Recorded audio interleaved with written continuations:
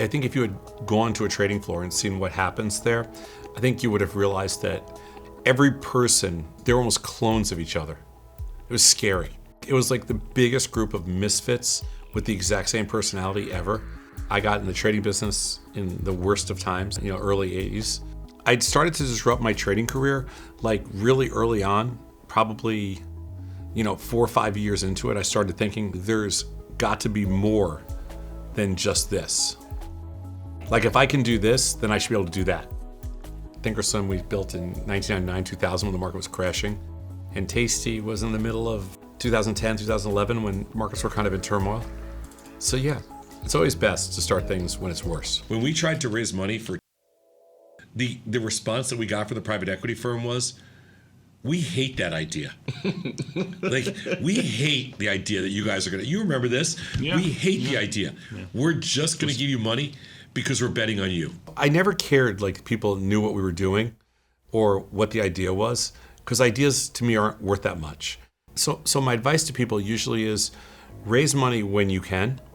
Most people think the hard part's thinking of something. The hard part's raising capital. When you don't need something, you have the leverage. When you need something, you don't have the leverage. And so you end up giving up a lot to get a little. So I think one of the keys to being successful in business is you have to understand that there are certain aspects of human nature that are a little bit at their very core, contrarian-like.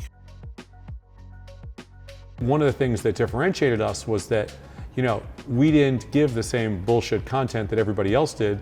We gave our own version of what we thought finance should look like, and we also made it personal. One of the things that people recognize about the businesses we built is that we are what they think we are. He went to the 6 Delta and he picked up another 9 cents over you, Nick. That's what my man does. My man knows how to take risk over there. That's my boo. Local celebrity coming through. Local celebrity. Man to bring. Local celebrity. The last 10 years for us was all about technology. We wanted to be first to market. We wanted to build things that were differentiators. I think the next 10 years is going to be all about content. So we're going to sit here, hopefully for the rest of our non-assisted lives. Yeah, you said something on Monday. You said that this is like a dream come true for you. So a lifelong dream to be able to talk about markets and to be talk about the markets on the one hand to engage people, but also to be able to save people lots of money on the other hand. It's really important to be the person where they go, oh yeah, he's a good guy. Or she's a good person, whatever. And you can't fake that. We have found it over the years to be really important to listen to everyone. I have a rule that we give everybody a chance, because you never know.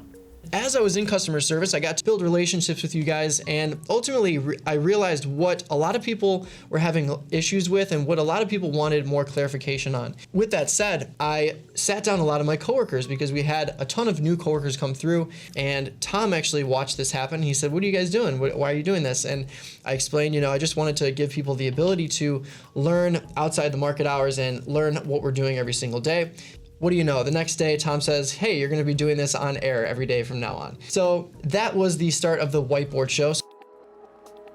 As I've gotten older and learned more about the business, I realized that our role is to facilitate opportunity. Like 20 years ago, I might have thought opportunity was, being like a product expert. And now I think that the real key to opportunity is being product indifferent, so you can go wherever the opportunity is. You can't survive in this business for 4 decades or whatever, in the trading business, thinking that somebody knows something. The second you believe that somebody knows something and it's not you, then you're dead.